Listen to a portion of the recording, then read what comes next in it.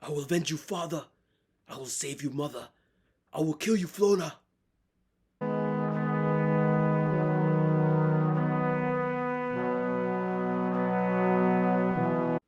And those were the words that caught my attention and my imagination when I saw the trailer for the first time for the Northman. I was like, damn, this is going to be a great movie. Welcome back, guys, to another handsome review with your handsome host. It is I, Jamil Surita. And today we're going to talk about the movie The Northman.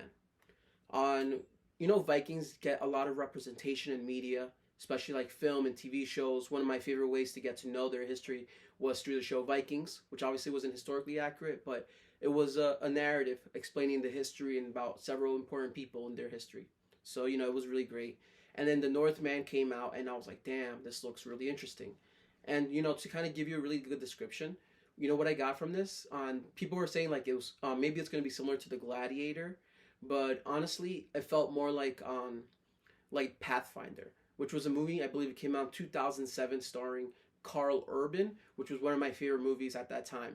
And it was like a great display of like the savagery and the insanity of like the Viking world, and especially because in that story it was about a Viking boy who grew up with Native Americans. So he got like a different idea. So I really do.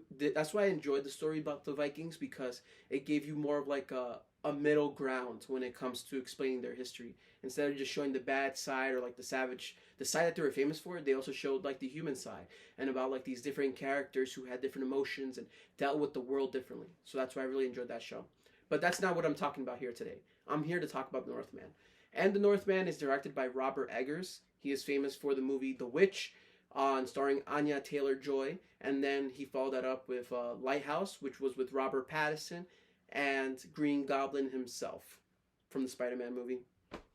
So, you definitely had a great cast there. And then they brought back Green Goblin for this movie to kind of have a very similar role, where he was like being kind of like this spiritual type of character in the history, similar to the spirituality that comes with the Viking world. So they really did use that moment. So before I go into any spoilers, just want to let you guys know this is a spoiler review. The movie's been out for a while, so I just want to get my thoughts out there so you guys can learn about it. And if you haven't seen the movie, definitely pause it here and give this video a like, subscribe, write in the comment section. That way you can watch it later. Actually, I believe there's still a button that says watch later, so you can put me in the watch later category. And then when you're done watching the movie, come back and then we can talk in more depth about the movie. All right? 3, 2, 1. Let's spoiler talk. So, as I was saying, one of the great things about it was the visuals. Man, like the fighting was very savage and insane, because in reality, what is war? It's not a very pretty thing. It's this insane, crazy, bloody, scary thing, and they really did that really well. I also like the fact that they were able to use the spirituality part to kind of explain like the idea of him becoming a man and what it would take. And then you have like these crazy visuals, these crazy images that are on the screen, and it's like kind of hard not to get hypnotized by it. So he's a very talented director. I'm a big fan now, especially after watching this movie. Anya Taylor-Joy is also in this movie, and she plays basically, it's kind of like a pseudo sequel, like a fake sequel, because to her movie The Witch, which also brought fame to both him and her. That's where her career really started to blossom.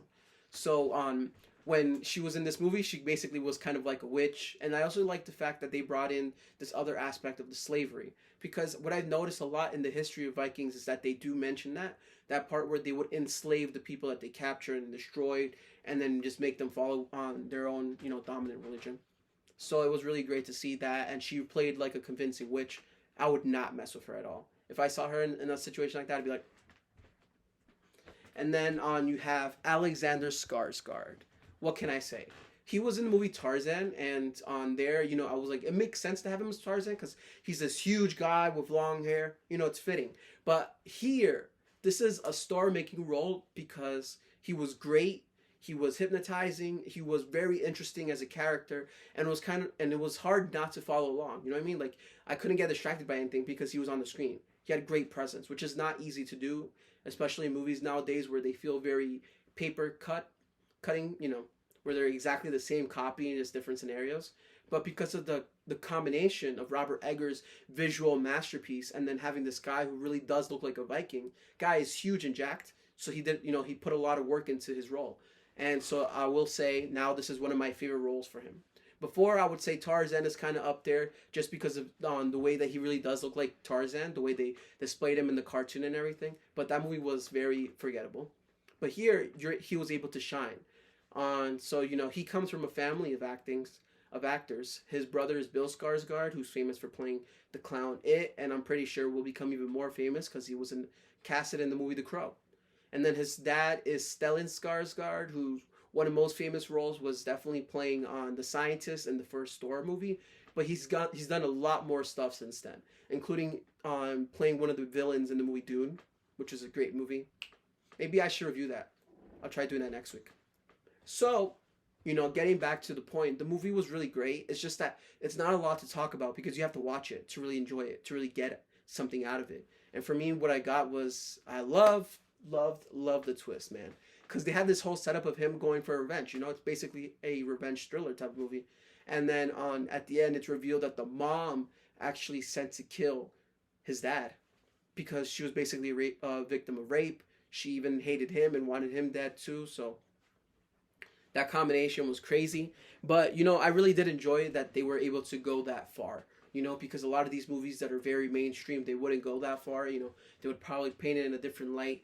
But the truth is that people, like being a victim of sexual abuse is not an easy thing. It's crazy. It's horrible. It's dark to have someone force themselves on you. But in the story, it was kind of easy to hate her because how evil she spoke to the son. But the truth is that a lot of things happen to people when they get changed through trauma. So I understand that part. But it was really great to kind of just see him go crazy on everybody and then, finally get the revenge in the end.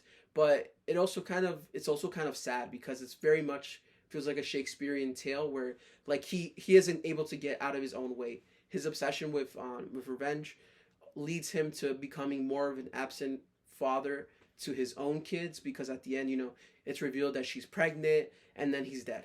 So those kids won't even get a father. At least he had a father to a certain age. So I think that's what happens a lot of times, and it's that cycle of violence begets violence.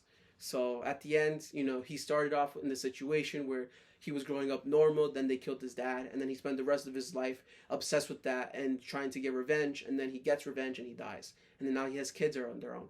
So who knows, maybe they'll try to get revenge too. That's just a cycle that never ends. But it was a great movie, visually amazing. It was interesting. It really didn't feel like it had that much dialogue, to be honest with you, but it didn't really need it because it was very much focused on this animalistic side. And so that's why when Robert was talking about his movie, he said that people try to compare it to Gladiator, but it's not really that. It's something very different. And it's because his ability to kind of create like these striking images, which also Gladiator does have in itself, it creates a very different tone. And I think that's what happens too when you hire directors who are willing to be different, who are willing to kind of go out there and tell a story that maybe not everybody wants to hear, but just in the way that it was done, you kind of just get mesmerized. A real film's film, if you will. So that's all I got to say on this movie. I hope you guys enjoyed the review. Write in the comment section below what you thought. If you agreed with any of the things that I had to say, if you disagreed, if you liked any characters, if you think it's worth watching. Personally, I would recommend it. It was a really great watch. Action heavy, a cool masterpiece of images, a feast for your eyes, if you will. So thank you again for watching, guys. Don't forget to give it a like, subscribe, because I will see you next time.